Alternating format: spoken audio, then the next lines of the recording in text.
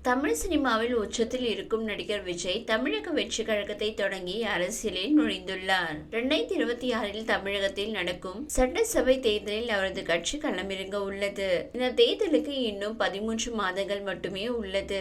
இதனால் நடிகர் விஜய் தாவேகாவில் நிர்வாகிகள் நியமனம் உள்ளிட்ட பணிகளை விரைவாக மேற்கொண்டு வருகிறார். மேலும் தமிழக சட்டசபை தேர்தல் களத்தில் இறங்கும் முன்பு அதற்கான பணிகளை அவர் திட்டமிட்டு வருகிறார். இதற்காக பிரசாந்த் கிஷோர், ஜான் ஆரோக்கியசாமி உள்ளிட்ட தேர்தல் வியூக வகுப்பாளர்களுடன் சேர்ந்து அவர் ஆலோசித்து வருகிறார். விரைவில் நடிகர் விஜய் தமிழகத்தில் சுற்றுப்பயணம் மேற்கொள்ள திட்டமிட்டுள்ளார். இந்த சுற்றுப்பயணத்தின் போது அவருக்கு அச்சுறுத்தலை ஏற்படுத்தும் வகையில் ஆடியோக்கள் வெளியாகியிருந்தது.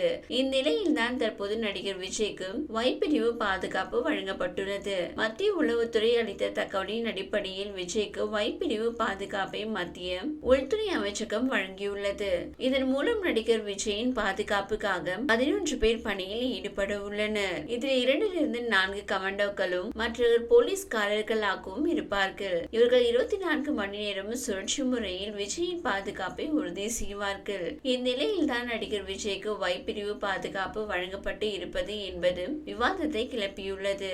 அதாவது நடிகர் விஜயை பாஜக கூட்டணிக்குள் இழுக்கும் முனைப்பில் இந்த பாதுகாப்பு வசதி செய்யப்பட்டுள்ளதாக பாஜகவை எதிர்க்கும் கட்சிகள் கூறி வருகின்றன.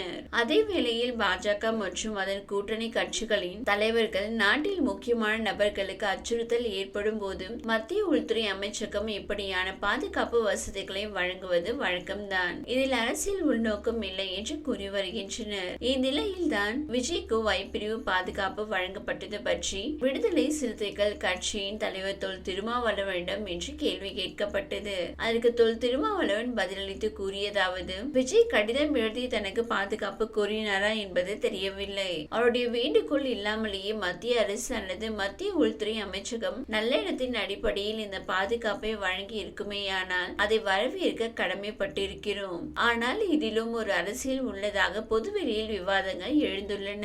எப்படி இருந்தாலும் அவரது பாதுகாப்பு முதன்மையானது, அதனை வரவேற்கிறேன் என்று கூறியுள்ளார் என்பது குறிப்பிடத்தக்கது. இந்த வீடியோ உங்களுக்கு பிடித்திருந்தால் லைக் செய்யுங்க. மேலும் இதுபோல் வீடியோ தொடர்ந்து பார்க்க நம்ம ஒரு சேனலை சப்ஸ்கிரைப் மற்றும் ஃபாலோ செய்யுங்க.